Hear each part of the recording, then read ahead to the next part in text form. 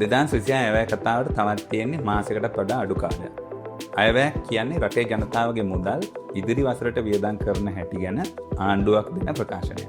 ආණ්ඩුවකට මෙහෙම ජනතාවගේ මුදල් ඉදිරි වසර වලට වියදම් කරන්නේ මේ විදිහට කියලා එහෙම ප්‍රකාශනයක් හිතුමනාවට දෙන්න පුළුවන්. ජනතාවට මේ ගැන කියන්න දෙයක් නැද්ද? ජනතාවට මේකට හවුල් වෙන්න ක්‍රමයක් නැද්ද? මේ ප්‍රශ්නෙට අපූර්ව විසඳුමක් වේටේ රිසර්ච් ආයතනය හඳුන්වලා දීලා තියෙනවා බජට් ප්‍රොපෝසල් හබ් කියන නමින්.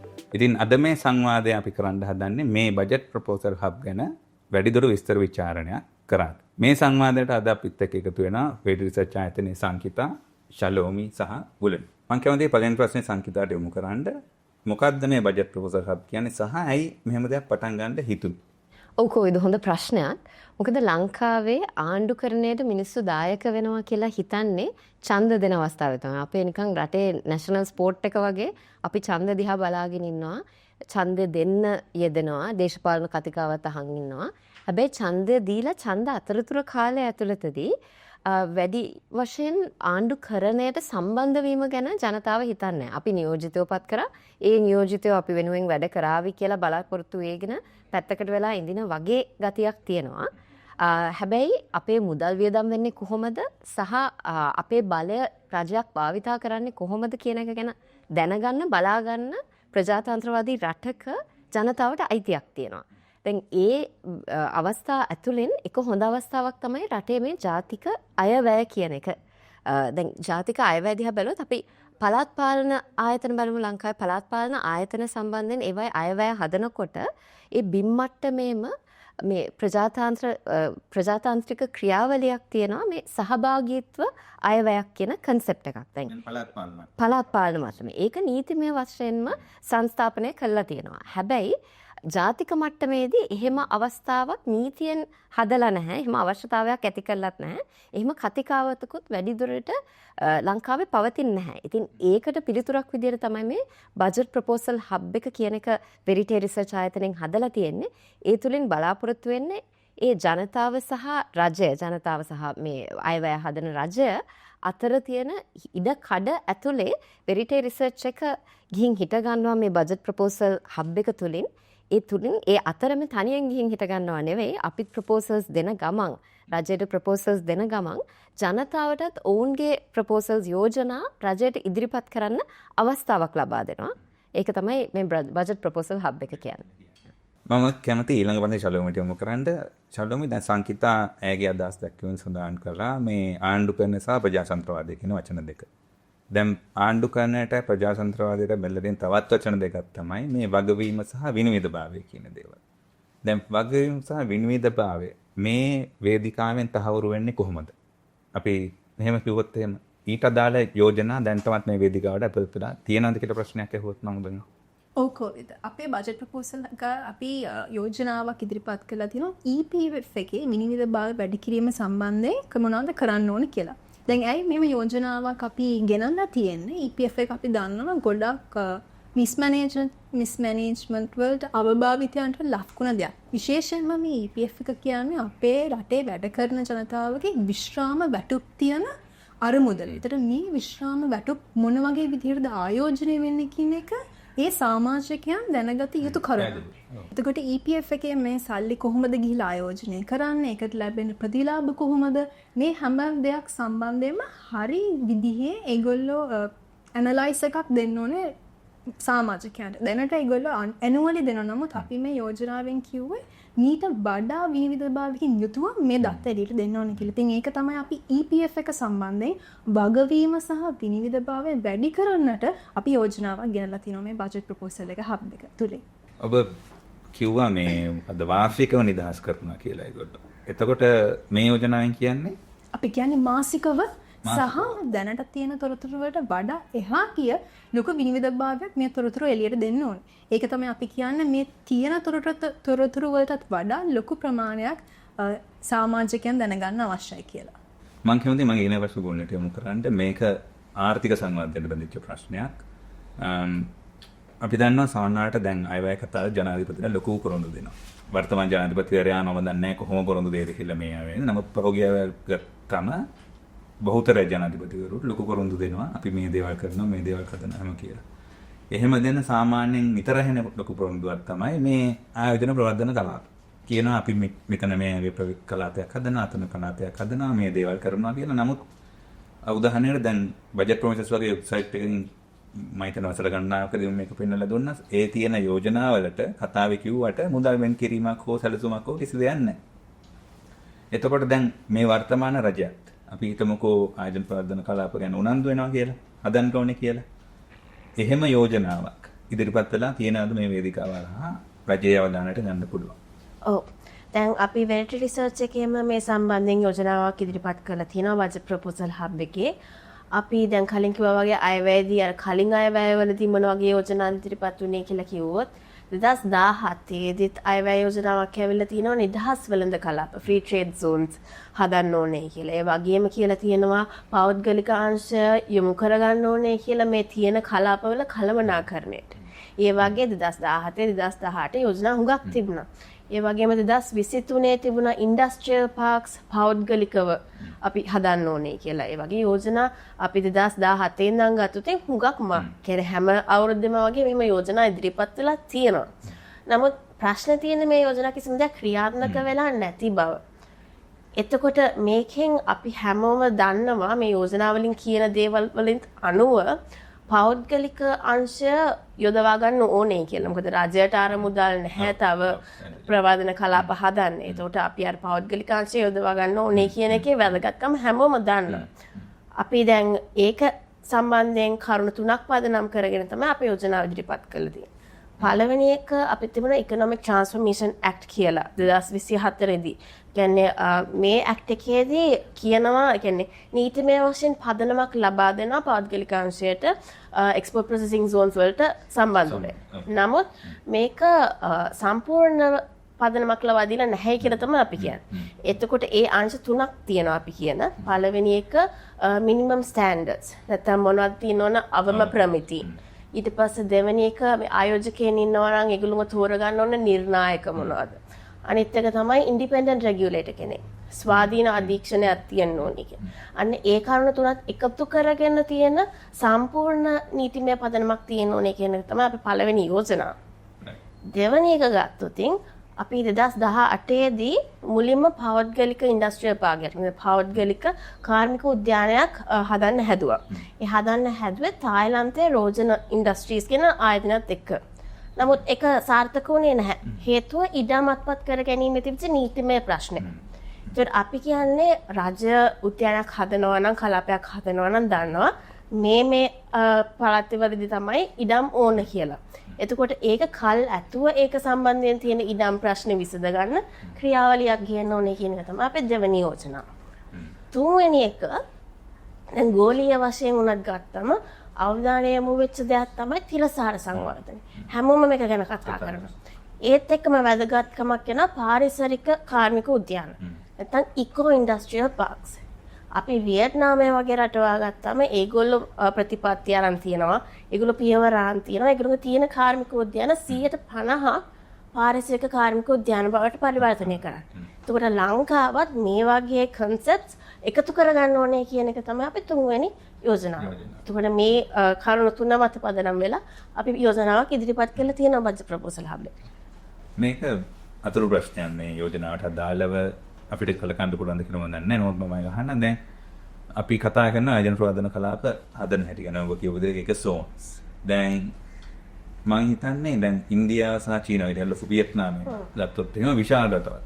ලොකු භූමියක් තියෙනවා. ඇති තරම් කලාප හදන්නත් පුළුවන්, සංවර්ධනය කරන්නත් පුළුවන්. නමුත් ලංකාව කියන්නේ පොඩි රටක්. එතකොට ඔය රටේ අපි තවත් කලාප හදන එක ගැන යෝජනා ඉදිරිපත් කරන එකද සුදුසු නැත්නම් තියෙන කලාප සංවර්ධනය කරගන්න? ඔබේ තියෙන කලාප සංවර්ධනය කරන්නත් පුළුවන්. ඒ වුණාට අපි දැනට තියෙන ප්‍රධාන කලාප තියෙනවානේ බියගම, කටුනායක, හොරණ අනේ ඒ වගේ zones තියෙනවානේ. ඒ zones වල දාන්න පුළුවන් උපරිම ධාරිතාවට අපි ගිහිල්ලා ඉවරයි. එතකොට අර දුර පළාත් වල තියෙන වැඩිපුර පාවිච්චි කරපු ධාරිතාවෙච්චර ඉක්මවා ගියපු නැති zones දියුණු කරන එකත් වැදගත් තමයි. ඒ වගේම අපිට තවත් zones ඕනේ කියන එකත් තියෙන කාරණාව. ඒ කියන්නේ අපි කියන්නේ වියට්නාමයේ වගේ zones 400 ගණන් 500 ගණන් හදනු කියලා. ලංකාව කියන්නේ පොඩි රටක්. අපිට එහෙම දේවල් කරන්න බෑ.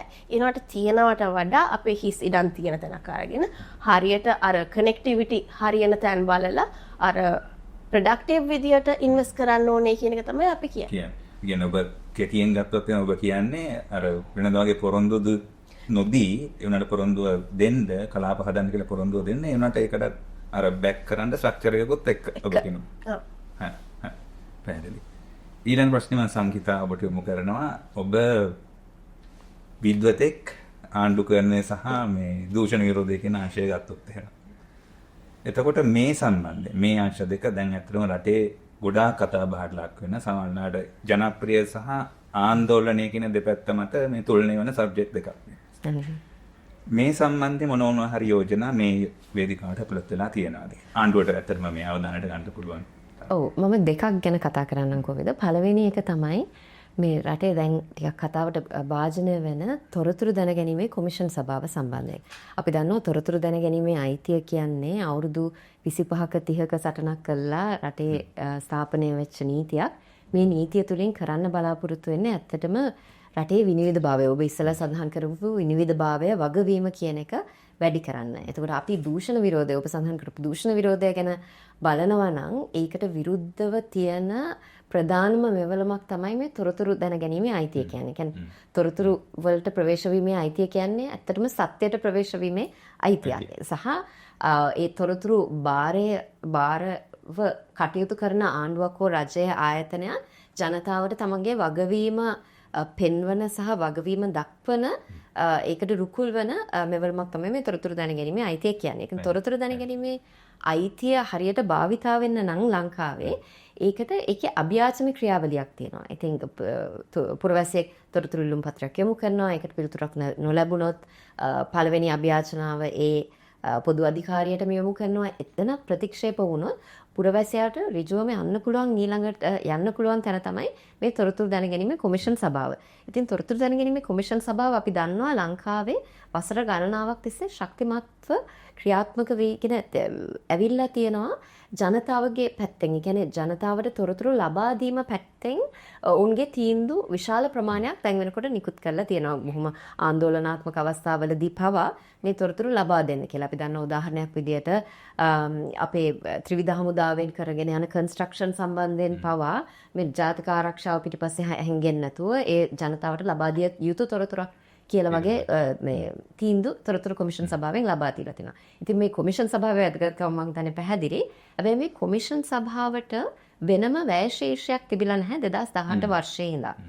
ඒක නිසා ඔවුන්ට සිද්ධ වෙලා තියෙනවා අමාත්‍යාංශ පස්සේ යන්න සහ ඒ නිසා ඔවුන්ගේ ස්වාධීනත්වය සහ ඔවුන්ගේ එෆිෂන්සි එක මේ කාර්යක්ෂමභාවයට බාධාවක් සිද්ධ වෙලා තියෙනවා සහ ඔවුන්ට යහුසුලව කටයුතු කිරීම ඔවුන්ගේ ඩිසිෂන්ස් දෙන්න හරි අභ්‍යාචන වලට අහුම්කම් දෙන්න ඔවුන්ට තීරණ ලබා දෙන්න ඔවුන්ගේ කටයුතු කරගෙන යන්න මේක දැන් බාධාවක් වෙන තත්වයකටම පත් වෙලා තියෙනවා. ඒක නිසා ඔවුන්ට වෙනම වැය ශීර්ෂයක් ලබා දීලා ස්වාධීනව වෙනම මුදල් වලට ප්‍රවේශ වීමට අවස්ථාවක් සපයන්න කියන යෝජනාව අපි මේ බජට් ප්‍රොපෝසල් හබ් එකේ දාලා තියෙනවා.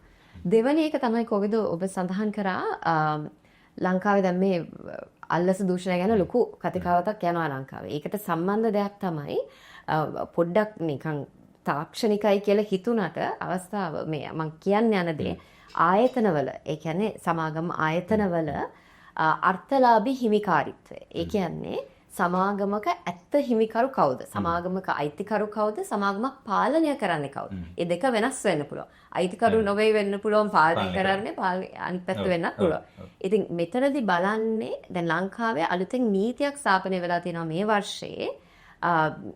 ඒකේ සඳහන් වෙන්නේ කම්පැනි රෙජිස්ට්‍රාර් දෙපාර්තමේන්තුවෙන් කියන්නේ සමාගම් රෙජිස්ට්‍රාර් කාර්යාලයෙන් අර්ථලාභී හිමිකාරීත්වය පිළිබඳව ඩේටාබේස් එකක් පවත්වාගෙන යන්න ඕනේ කියලා. ඒ කියන්නේ ලංකාවේ සමාගමක් තියෙනවා නම් ඒ සමාගමේ සැබෑ මනුෂ්‍ය අල්ටිමේට් ඕනර් කවුද කියන එක ගැන ඩේටාබේස් එකක් පවත්වාගෙන යන්න ඕන සහ ඒ විස්තර ෆිසිකලි ඒ කියන්නේ ෆිසිකලි හරි ඉලෙක්ට්‍රොනික් විදියට ෂණිකව එසැනින් ජනතාවට ඒ අම්තාප්තුරකට හෝ ප්‍රවේශ වෙන මට්ටමකට හදන්න කියලා යෝජනා නීතියක් තියෙනවා. ඉතින් මේ සම්බන්ධයෙන් මේ ඩේටාබේස් එක ස්ථාපනය කරලා ක්‍රියාත්මක කරන්න ඕනේ කියන යෝජනාවත් අපි දාලා තිනවා. මොකද මේකේ වැදගත්කම තියෙන්නේ ලංකාවේ දැන් අපි මේ රටින් පිටුවහල් වෙච්ච මුදල් ආයෙත් රටට ගෙන්නන්න ලංකාවේ ගොඩක් මුදල් විශුද්ධීකරණය කරන්න සමාගම් ආයතන භාවිතා වෙනවා කියලා කතා කරනවා. ඊළඟට මිනිස්සු ටැක්ස් ගෙවන්නේ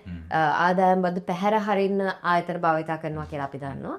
ඉතින් ඒ වගේ ප්‍රශ්න වලට විසඳුමක් විදිහට ඒ වගේම තමයි අපි මේ ත්‍රස්තවාදය දැන් අපි දන්නවා ලංකාවේ මේ ඊස්ටර් සන්ඩේ ඇටැක් එක ඒ වගේ සෑහෙන බැරෑරුම් දේවල් වෙච්ච රටක්. ඉතින් ඒ වගේ දේවල් කරන්න පවා අර මුදල් ප්‍රවාහයන් නීති විරෝධී මුදල් ප්‍රවාහයන් රටට ගේන්න රටෙන් පිටුවහල් කරන්න භාවිතා වෙන දෙයක් තමයි මේ ආයතන කියන්නේ සමාගම් කියන්නේ. ඉතින් ඒකට තමයි මේ සමාගම් පනතට සංශෝධනයක් ගෙනල්ලා මේක IMF එකේ කොටසක් විදියට සහ ලබන අවුරුද්දේ තව ජාත්‍යන්තර ආයතනයකින් ලංකාවෙ මේ ඇසෙස් වෙන්න තියෙනවා මේ මුදල් විශුද්ධීකරණය සම්බන්ධයෙන්. ඉතින් ඒකට පිළිතුරක් විදියට තමයි දැන් මේ අලුත් නීතියක් ගෙනල්ලා තියෙන්නේ. හැබැයි නීතියක් නීති පොතකට සීමා වෙන්නේ නැතුව ඒ beneficial ownership register එක ස්ථාපනය කරලා ක්‍රියාත්මක කරන්න ඒකට අදාළ බජට් එක වෙන් කරන්න ඕන කියන යෝජනාවත් අපි කළා තියෙනවා.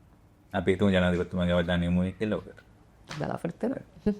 ශාලෝමි ඊළඟ ප්‍රශ්නේ ඔබගෙන් අහනවා. මේක අර සාමාන්‍ය ප්‍රශ්නයක් ඇත්තටම මේ බජට් ප්‍රොපෝසල් හබ් එකටම සම්බන්ධ දෙයක් නෙවෙයි. දැන් පහුගිය දවස්වල මාධ්‍ය වාර්තා කළා තිබ්බා විසර්ජන 50ක් කෙටුම්පත ප්‍රකාශයටපත් කරලා තියෙනවා. සහ ඇතම් මාධ්‍ය වාර්තා ඒක ඇත්තටම බ්‍රේක් ඩවුන් කරලා යන කාණ්ඩ වලට කඩලා තිබ්බා එක එක අමාත්‍යාංශ වලට මේ විදිහට තමයි මුදල් වෙන්නලා තියෙන්නේ කියලා.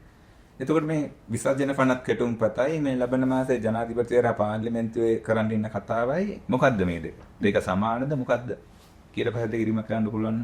ඇත්තටම අයවැය කතාව කියන්නේ කොවිද විසර්ජන කෙටුම් පනතේ තියන තොරතුරු අරගෙන ඒ සම්බන්ධ පොඩි හයිලයිට් එකක් දෙනවා. ඒකට විශේෂ කාරණා මොනවාද? සහ අයවැය කතාවෙන් තමයි ප්‍රථම වතාවට මේ පබ්ලික් නැත්නම් ජනතාවට දැනුවත් කරන්නේ මොනවද ලබන අවුරුද්දේ අපි කරන්න යන දේවල් මොනවද පොරොන්දු මොනවද එහෙමත් නැත්නම් මොනවද අපි වැය කරන්න යන අලුත් ප්‍රොජෙක්ට්ස් මොනවද අන්නේ ඒ කතාව විසර්ජන පනතේ තියෙන ප්‍රධාන දේවල් අරගෙන ජනතාවට යන ස්ථානය තමයි මේ අයවැය කතාව කියලා තියෙන්නේ.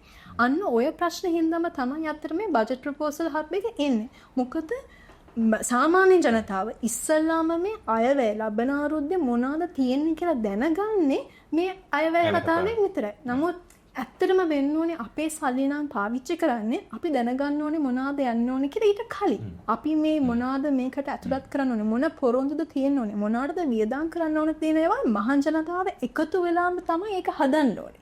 අපි කියනවා බජට් එක ෆෝමියුලේට් කරන ස්ටේජ් එකේ ඉඳන්ම ජනතාව ඇතුළත් කරන්න ඕනේ. අන්නේ ඒකට විසඳුමක් හැටියට තමයි අතරම බජට් ප්‍රොපෝසල් හබ් එක බිහි වෙන්නේ. ඒකේ මම හිතන්නේ සංකිතා කියවගේ ප්‍රජාතන්ත්‍රවාදයේ වගේම ජනතාවට අපි අවස්ථාවක් දෙනවා අදහස් දෙන්න යෝජනා දෙන්න ඕන එක එකතු වෙලා මේ අයවැය හදන්න. අවසාන ප්‍රශ්නේ මම මුලින්ම ඔබට යොමු කරන්නේ දැන් මම හිතන්නේ බජට් ප්‍රොපෝසල් හබ් පටන් අරගෙන මාසයකට විතර ආසන්න කාලයක් ගිහිල්ලා තියෙනවා. මගේ ප්‍රශ්න දෙකක් තියෙනවා. කොහොමද ලැබිලා තියෙන ප්‍රතිචාර සහ ඒ ප්‍රතිචාර මත පදනම්ව ඉස්සරහට මොකද්ද කරන්න යන්නේ? ඔව්. පළවෙනි ප්‍රශ්නට උත්තරය විදියට දැනට අපේ බජට් ප්‍රොපෝසල් හබ් එකේ තියෙන සමහර ප්‍රොපෝසල්ස් කියන්නේ අපි එකක් තියෙනවා මැටර්නිටි ලීව් බෙනිෆිට්ස් සම්බන්ධයෙන් ඒ තියෙන ප්‍රොපෝසල් එකට මනාප 100කටත් වැඩිය දැන් වෙනකොට අපිට හම්බෙලා තියෙනවා. ඒ වගේම අපිට ජනතාවගෙන් හම්බෙච්ච ප්‍රතිචාරත් හොඳයි. අපිට හුඟක් ප්‍රොපෝසල්ස් හම්බ වෙලා තිනවා. කියන්නේ ඒගොල්ලන්ට දැනෙන එක එක ප්‍රශ්න ගැන කියලා ඒගොල්ලන්ට ඒ සම්බන්ධයෙන් තියෙන විසඳුම් ඉදිරිපත් කරලා අපිට ප්‍රොපෝසල්ස් මේ වෙනකොට හම්බ වෙලා තියෙනවා. ඒක තමයි අපිට දැන් වෙනකන් තියෙන අප්ඩේට් එක. දෙවෙනි ප්‍රශ්නය ගත්තම අපි මොනවද මේවෙන් ඉදිරියට කරන්න කියලා අපි මේ තියෙන ප්‍රොපෝසල්ස් ඔක්කොම කියන ජනතාව ඒගොල්ලෝගේ මනාප ලක් කරලා කියලා තියෙනවා මේවට තමයි අපි ප්‍රමුඛත්වය දෙන්න ඕන මේවට තමයි අපි ප්‍රමුඛත්වය කියන්නේ අපි එච්චර ඉම්පෝටන්ට් කියලා හිතන්නේ මේකට තමයි මේ ප්‍රොපෝසල් වලට තමයි කියන්නේ. ඒ ප්‍රොපෝසල් අපි රජයට ඒකතු කියන්නේ රජයට දෙනවා. ඒ කියන්නේ අපි රජයට කමියුනිකේට් කරනවා මේවා තමයි අපිට වැදගත් ප්‍රොපෝසල්ස් කියලා. ඒ අමතරව අපි හැම අවුරුද්දෙම කරනවා වගේ බජට් එක මේ තියෙන ප්‍රොපෝසල්ස් හරියට කරලා තියෙනවද එහෙම කියලා ඉදිරියට චෙක් කරන්න බලාපොරොත්තු වෙනවා. එහෙනම් මෙතනින් අද අපි අපේ සංවාදය අවසන් කරමු. අපි කතා කරපු බජට් ප්‍රොපෝසල් හබ් එකට අදාළ සියලු තොරතුරු පහත දක්වලා ඇති. ඒවා පරිශීලනය කරන්න, අපිට ලියන්න, අපිට කතා කරන්න සහ වැදගත්ම දේ රටේ අයවැයට එකතු වෙන්න සුදුසුයි කියලා ඔබට යම් යෝජනාවක් තියෙනවා නම් කරුණාකරලා ඒක එකතු කරන්න බජට් ප්‍රොපෝසල් හබ් එකට. මොකද අද ප්‍රමාද වෙන්න පුළුවන් අපි 2026 අයවැයට අපේ යෝජනා එකතු කරන්න. නමුත් මේ යෝජනා එකතු වෙන තරමට ආණ්ඩුවපත් වෙනවා එක ස්ථානයකදී මේක නොසලකා ඉන්න බැරි තැනකට ආණ්ඩුවපත් වෙනවා. ඉතින් එහෙම්පත් වුණාම ඔබේ යෝජනා අනිවාර්යයෙන්ම රටේ ඉදිරි අයවැයන් වලට එකතු වෙයි. මේක වෙටි රිසර්ච් පටන් ගත්ත සංකිතා කිව්වා වගේ මේක ඉදිරියට ගෙනනවා කියන ඇත්තටම තියෙන්නේ ඔබට රටේ ජනතාවට. ඒ හින්දා එකතු වෙන්න මේක වටේ මේක ඉස්සරහට ගෙනියන්න. මේ වගේ තවත් හරවත් සංවාදයකින් තවත් දවසක ගැන හම්බෙමු. ඔබට සුබ දවසක්.